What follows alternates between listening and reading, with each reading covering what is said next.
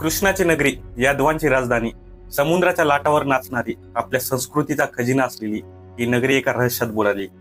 तर त्या मागचं कारण काय, तर या व्हिडिओमध्ये जाणून घेऊ. रामराम मंडळी, मी तुमचा कमलेश तुमचं स्वागत करतो माझ्या युट्यूब चॅनलमध्ये. श्रीकृष्णाचा जन्म कंसाच्या तुरुंगावासात झाला. कंस हा माता देवकीचा सक्का भाऊ होता. माता देवकी आणि वासुदेवाचे लग्न होते.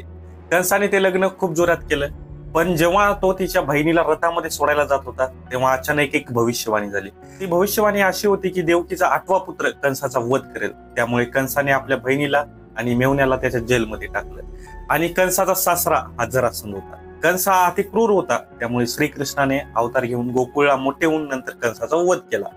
कंस हा जरासंधचा जावई पण होता, त्यामुळे जरासंध खूप क्रोधित झाला. त्याने श्रीकृष्णावर 17 हल्ले केले. त्यामुळे मथुराच्या लोकांना खूप कष्ट होत होते.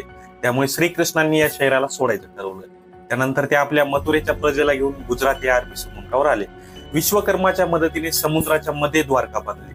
जसे पांडवांसाठी विश्वकर्माने इंद्रप्रस्थ बांधले होते, तशी श्रीकृष्णासाठी द्वारका बांधली होती. पण ही खूप वेगळी होती, कारण चारही बाजूंनी समुद्र होता आणि मध्येच द्वारिका. विश्वकर्मा त्यांनी श्रीकृष्णाच्या 16,108 बायकांसाठी माल आणि त्यामधल्या नगरवासियांसाठी राहण्याजोगी घर बांधले होते. मोठमोठ्या बांधलेल्या महालांकडे बघितल्यावर वास्तुकलेचा एक उत्तम नमुना त्यांनी साकार केला होता. प्रत्येक घराचं द्वार हे सोन्याचं होतं. 900 महालांमध्ये हजारो लोकांना राहण्यासाठी जागा होती. ही द्वारका जी होती ती आता आपण जी द्वारका बघतो तिथं नसून ती समुद्राच्या थोड्याच अंतरामध्ये होती. एखाद्या आयलंड सारखी पूर्णपणे बंदिस्त असल्यामुळे फक्त जहाजांद्वारे तिथे पोहोचता येत होतं.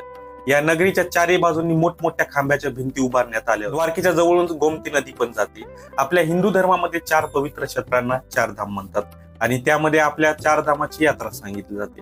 त्यात बद्रीनाथ, जगन्नाथ, पुरी, रामेश्वरम आणि द्वारका पण येते. तर या शहराला द्वारका नाव देण्यामागचं कारण म्हणजे या नगरीमध्ये सगळ्या बाजूंनी खूप सारे द्वार होते, त्यामुळे याला द्वारका हे नाव देण्यात आले. इथे श्रीकृष्ण आणि त्यांचे भाऊ बलराम हे राज्य करत होते. तिकडे पांडवांना वनवास भेटला, त्यांनी त्यांचा वनवास पूर्ण केला आणि धर्मानुसार त्यांना त्यांचे राज्य परत करायचे होते.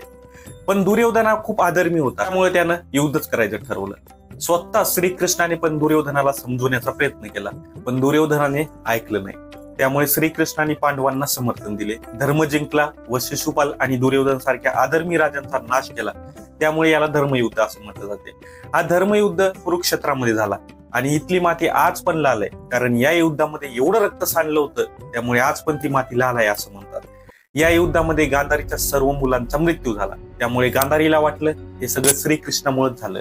त्यामुळे माता गांधारी खूप रागात कृष्णाला म्हणली, ज्या विष्णूची मी आयुष्यभर भक्ती केली त्याच विष्णूने हा एवढा मोठा नरसंहार घडवून आणला. तुला हे सर्व करताना लाज नाही का वाटली? हे युद्ध तुझ्या शक्तीने का टाळलं नाहीस? मी आयुष्यभर तुझ्याकडे हे युद्ध न होऊ देण्याची प्रार्थना केली, त्याचं फळ तू मला हे दिलंय का? तुझ्या आईला जाऊन विचार, स्वतःची मुलं मरण्याचं दुःख काय असतं. तू तर माझे 100 पुत्र मारलेस. आणि एवढं बोलून ती शांत झाली, पण श्रीकृष्ण हे ऐकून स्मित करत होते. त्यामुळे गांधारी आणखी चिडली आणि तिने श्रीकृष्णाला श्राप दिला. आणि तो श्राप असा होता, जर मी विष्णूची केलेली भक्ती खरी असेल तर ज्या प्रकारे सर्व कुरु एकमेकांशी भांडून मेले, त्याच प्रकारे तुझ्या यादव कुळाचा पण नाश होईल. तुझी द्वारका समुद्रामध्ये बुडून जाईल व आजपासून बरोबर 36 वर्षांनी तू सुद्धा मरून जाशील, असा गांधारीने श्रीकृष्णाला श्राप दिला. कुरु म्हणजे कौरव आणि पांडवाचा एक मूळ वंश. जर का श्रीकृष्णाला हा श्राप विफल करायचा असेल तर ते करू शकले असते, कारण श्रीकृष्ण हे स्वतः सत्य, ज्ञान, शक्ती, श्राप, जन्म, मृत्यू, आशीर्वाद आहेत. श्रीकृष्ण हे परब्रह्म आहेत, त्यांच्यापासून श्रापाची उत्पत्ती होते, त्यामुळे तो श्राप निष्कर्ष केला असता. पण श्रीकृष्णाने गांधारीला तथास्तु म्हटले आणि हा श्राप चालू पण झाला. द्वारका नगरीमध्ये खूप वेगवेगळ्या घटना होत चाललेल्या होत्या आणि त्यातच एक दुसरी घटना झाली. श्रीकृष्णाचा मुलगा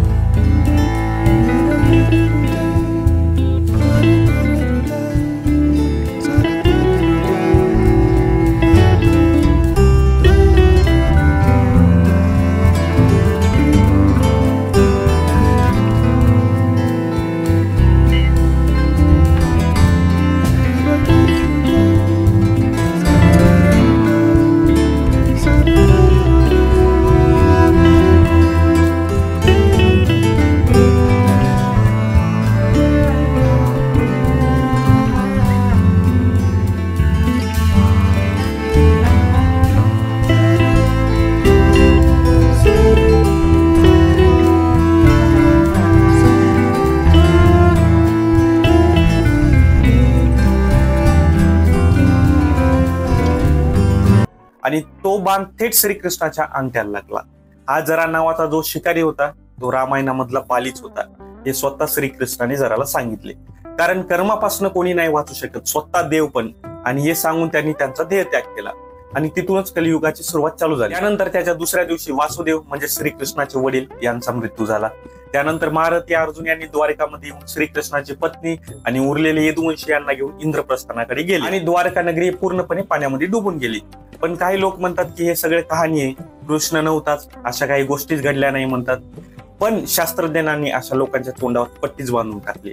ही गोष्ट 1960च्या आसपासचे इंडियन एअर फोर्सच्या पायलटांना समुद्रावरून जात असताना द्वारकेच्या काही अवशेषांना त्यांनी तिथं नोटीस केलं होतं. त्याच गोष्टीचा सखोल अभ्यास करण्यासाठी 1960 मध्ये आपल्या पुण्याचं डेक्कन कॉलेजच्या पुरातत्व खात्याने पहिल्यांदा उत्खननाला सुरुवात केली. त्याच्यानंतरच्या काही वर्षांमध्ये म्हणजेच भारतीय पुरातत्व खात्याने 1979 साली प्रोफेसर SR राव यांच्या अंडर रिसर्चला सुरुवात केली. प्रोफेसर राव आणि त्यांच्या टीमने समुद्रात द्वारकेची 560 मीटर लांबीची भिंत शोधून काढली होती. त्यासोबतच त्यांनी त्यावेळीची जी भांडी सापडली होती, जी 1500 BC ते 3000 BC पर्यंत जुनी होती. नंतर 2005 आणि 2007 मध्ये परत रिसर्च करण्यात आलं. पण यावेळी इंडियन नेव्ही चार्ट भारतीय पुरातत्व विभागाच्या मार्गदर्शनाखाली समुद्रात असलेले द्वारकेचे नमुने गोळा करण्यात आले. समुद्रात असलेल्या द्वारकेचे नमुने गोळा करण्यात यश मिळवलं. त्यांना या मिशनमध्ये चिरलेले दगड सापडले. लॅबमध्ये पाठवल्यानंतर जेव्हा त्यांचा रिपोर्ट आला तेव्हा सगळेच थक्क झाले, कारण त्यांना जे चिरलेले दगड मिळाले होते ते सिंधू संस्कृतीपेक्षा जास्त जुने होते. नंतर 40,000 चौरस किलोमीटर क्षेत्रामध्ये समुद्र रिसर्च करण्यात आले. तेव्हा बिल्डिंग ब्लॉकचे नमुने गोळा करण्यात आले. पुरातत्व शास्त्रज्ञांनी अभ्यास करून सांगितलं की हे ब्लॉक खूप मोठ्या शहराचे व मंदिराचे अवशेष आहेत. समुद्रातच नाही तर किनाऱ्यावर जमिनीचे खोदकाम करण्यात आलं. तेव्हा 10 मीटर खोलपर्यंत नाणी आणि बऱ्याच कलाकृती सापडल्या होत्या.